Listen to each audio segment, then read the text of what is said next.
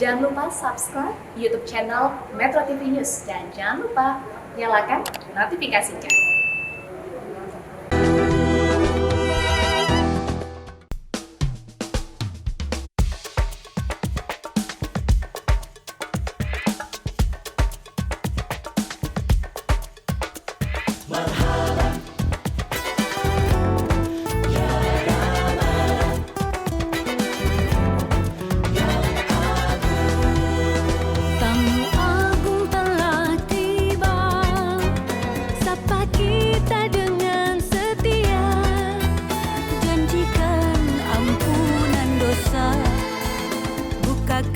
Pintu surga Ramadan ya Ramadan, bulan nan penuh berkah, rindu kami tak tertahankan, beribadah penuh gairah.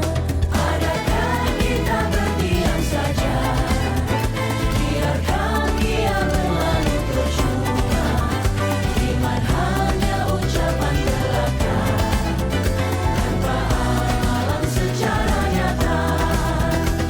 Wahai kaum beriman, bangkitlah rebut kemenangan, mari isi bulan suci Ramadan, bangun peradaban berkemajuan.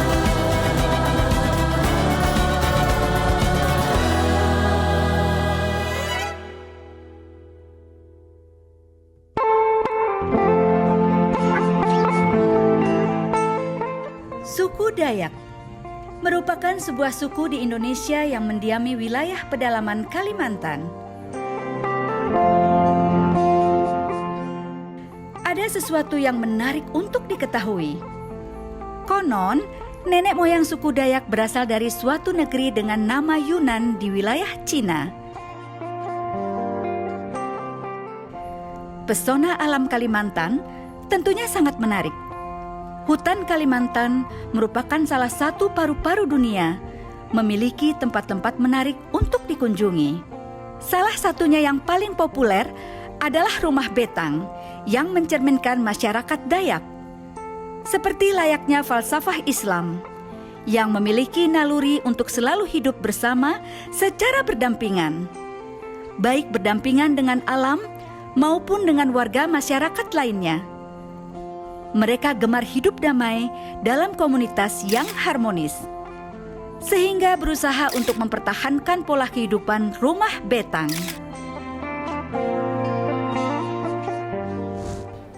Bede ini 5 tahun lalu nih, sekitar beberapa tahun lalu aku kebetulan pernah mengunjungi suku Dayak Bede. Dan di sana tuh aku lihat budayanya masih kental gitu, masyarakat masih memegang teguh budaya aslinya Bede gitu ya.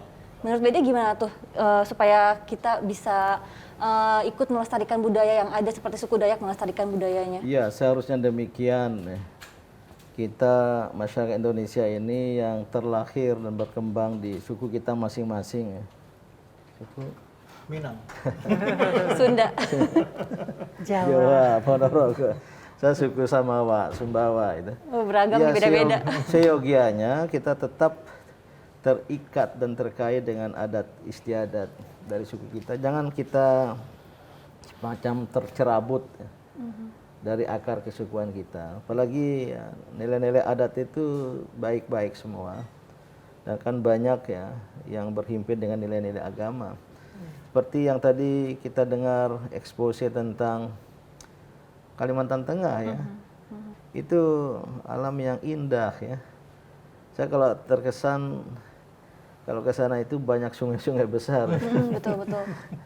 Itu kalau di luar negeri kayak Eropa kalau ada jembatan bagus, wah indah sekali ya. Udah seperti Venice ya. Kalau kalau Venice kan itu Venesia, jangan. Kalau Venesia banjir. Iya.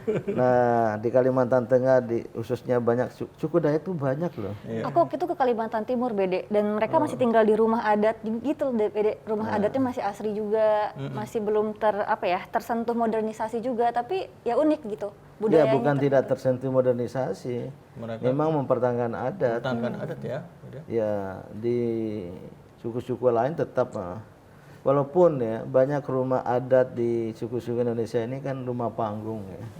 Rumah kami dulu di Sumba rumah panggung. Cuma sekarang udah banyak berubah rumah panggung jadi rumah batu istilahnya. Karena dibangun atas dasar tembok-tembok. Jadi kalau yang mempertahankan ya, kayak bentuk rumah, arsitektur, termasuk adat istiadat itu bukan tidak tersentuh modernisasi. Tapi kita menjinakkan modernisasi dengan tidak meninggalkan adat.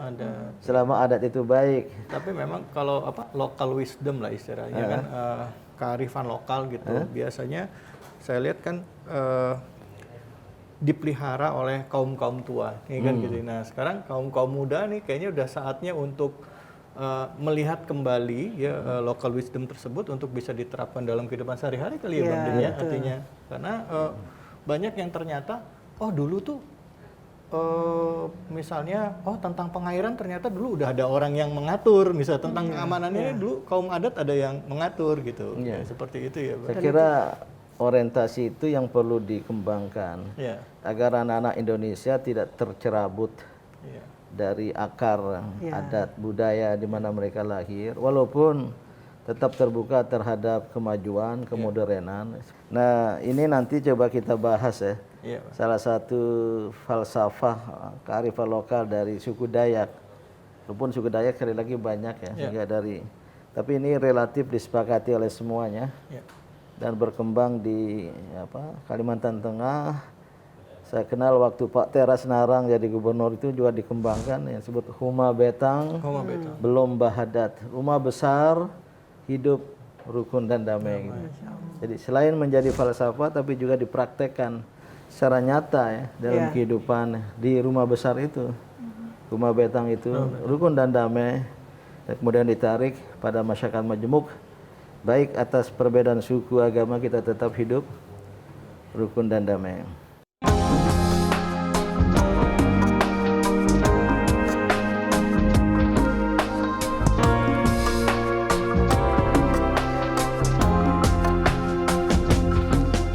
Membese, ayo membese, membese akan danau. Membese, ayo membese, membese akan danau. Menjalar laut injalan lalayang andal sasanja buli huma minggit kemah basuang pantik saluang sukup simpan di numalauk manjala membese ayo membese membese akan danau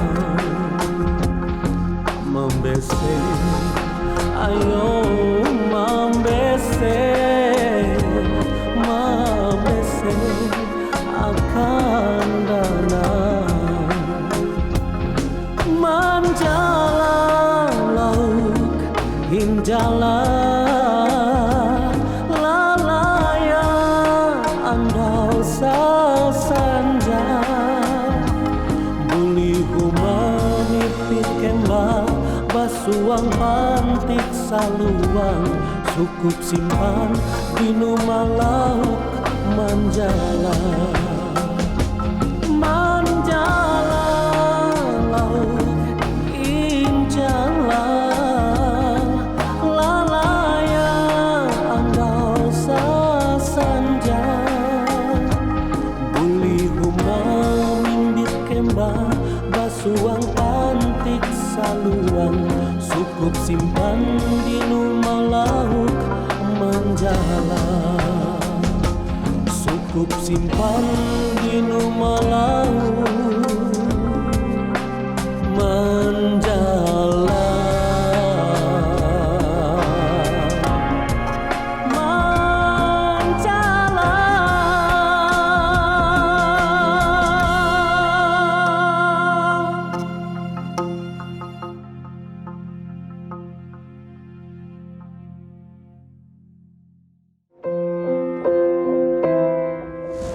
Salam sehat buat kita semuanya.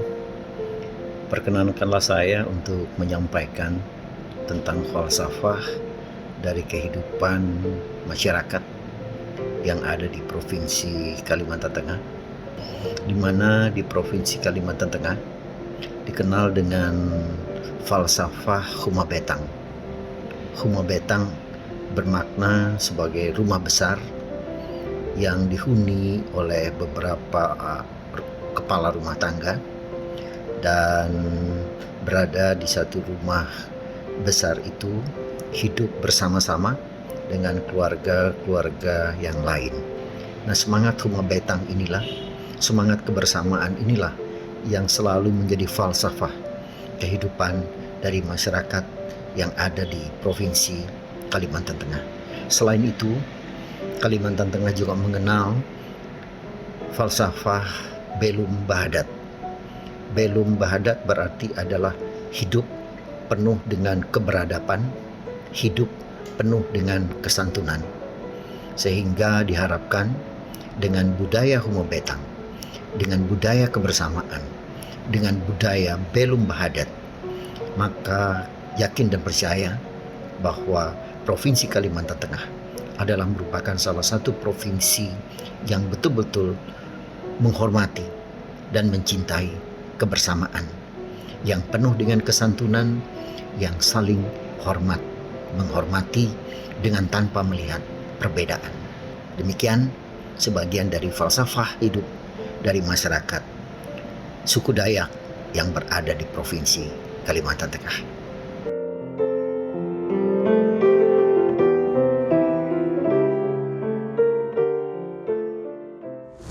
Subhanallah. Ternyata filosofi Huma Betang Belum Bahadat ini menghargai perbedaan yang ada untuk bisa bersama-sama dalam membangun dan hidup bersama di dalam satu rumah. Ini kalau orang Minang nih, jadi orang Minang apa orang Minang, Huma Betang nih rumah gadang. Gitu ya Bang Din ya. Ya. Apa konsep rumah gadang untuk kita bandingkan nanti? Kalau rumah gadang itu sebenarnya lebih ke keluarga, satu keluarga Tinggal bersama. Tapi anak laki-laki begitu masuk usia dewasa udah keluar, tetapi ke surau. Anak laki-laki begitu masuk usia balik Tidak tidur di atas rumah. Tidak, yang punya hak terhadap rumah itu anak perempuan. Ya, saya kira ini paralel kalau tidak analog dengan konsep wawasan yang sama di suku Dayak. Huma Betang tinggal di rumah besar. Rumah ya. besar, betul. Nah, oleh karena itu ya, dari kekerabatan, kekeluargaan tinggal di situ bersama-sama. Kemudian ditambah belum bahadat, namun hidup secara rukun dan damai. Jadi ini ada konsep ruang, rumah, gitu. Kemudian ada satu konsep nilai. Ya. Jadi kalau tinggal di rumah Betang itu kan konsep itu pengakuan akan kekeluargaan. Lebih luas akan kemajemukan. Dan namun kemajemukan itu bisa ditampilkan, diaktualisasikan dalam satu kehidupan hidup berdampingan secara damai. Ini juga jadi syarat ya, membangun sebuah kemajemukan yang sering menjadi kelemahan. Karena kemajemukan mengandung keragaman dan sering kemudian keragaman itu membawa kepada perpecahan. Tapi kemajemukan bisa juga menjadi kekuatan kalau kita mampu merajut keragaman-keragaman yang ada. Nah, falsafah Huma Betang Belum Bahadat ini pertama ada pengakuan akan kemajemukan atau kekeluargaan yang ramai majemuk itu. Diakui sebagai bagian yang tak terpisahkan. Nah, yang kedua juga ada kesediaan hidup berdampingan secara damai, belum bahadat. Kalau sekedar ya kita majemuk, kita bersaudara hanya dalam kata-kata kan nggak cukup. Iya, betul. Tapi bersedia hidup di rumah besar itu, ya, untuk hidup berdampingan secara damai tadi itu. Baru yang ketiga nanti toleransi, yaitu saling menghargai perbedaan. Ada perbedaan walaupun sama keluarga ya, tapi ya, perbedaan itu kemudian kita tolerir, kita toleransikan, dan sehingga kita bisa hidup bersama-sama. Berbeda tapi kita sama. Itu juga makna dari Bhinneka Tunggal Ika. Iya. Jadi huma betang apa? Rumah gadang, mungkin di suku lain ada istilahnya masing-masing. Iya. Ya, apalagi ditambah belum bahadat, sedia untuk hidup dengan cara damai adalah aktualisasi dari Bhinneka Tunggal Ika secara sejati. Wah, ini sangat sesuai dengan ajaran Islam juga, Bang. Kita ini kan dalam Islam diajarkan juga saling memahami satu sama lain, apalagi keluarga ya. Gitu. Jadi dan itu tidak mudah gitu. Dan apabila kita sudah bisa meredam ego masing-masing, ini bisa tercapai. Ini indah sekali sebetulnya kalau bisa terwujud. Ini perwujudan persatuan, mini persatuan yang memuncak menjadi nanti persatuan nasional ya. Sungguh indah sekali ini. Menurut Bang Din gimana ini dalam Islam? Ya, tentu banyak sekali ayat-ayat Al-Quran. Ya, pertama jelas Al-Quran itu sangat mengakui kemajemukan. Ya. Betul.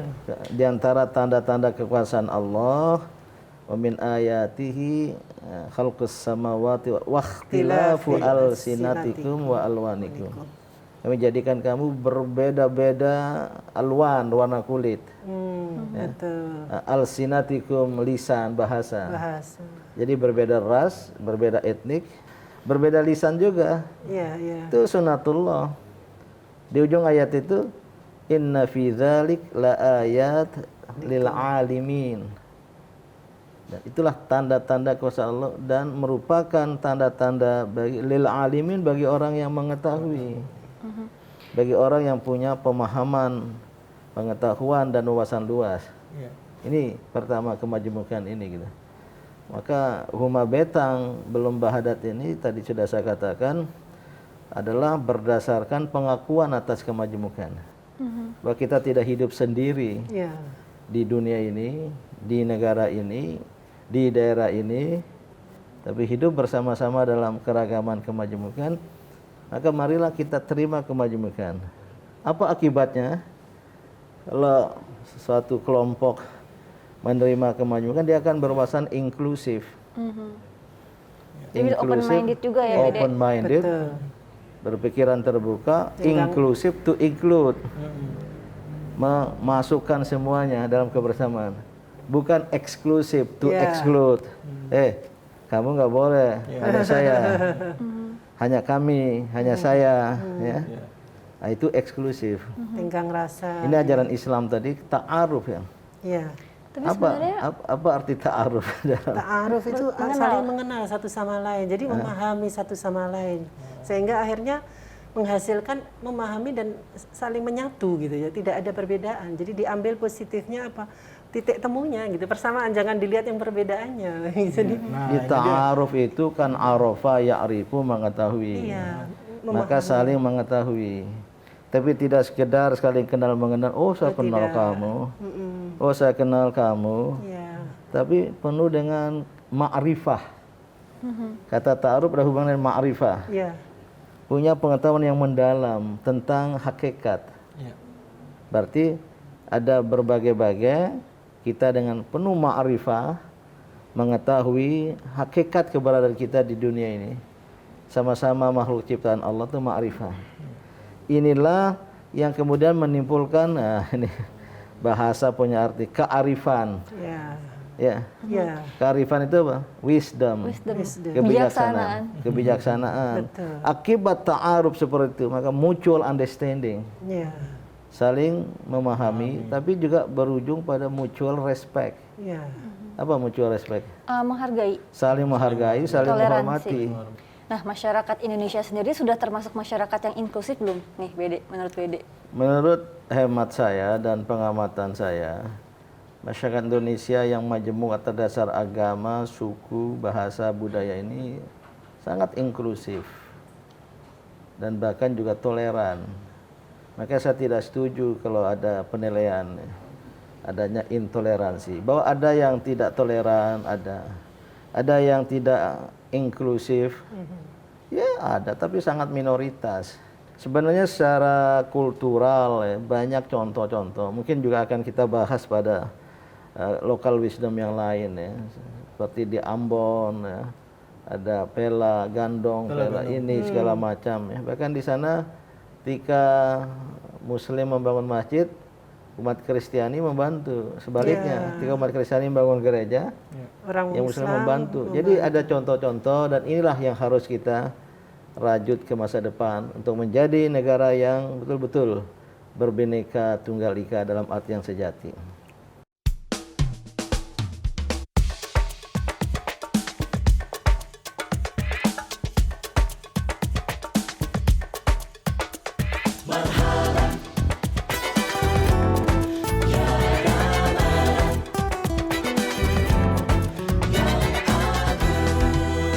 Tamu agung telah tiba. Metro TV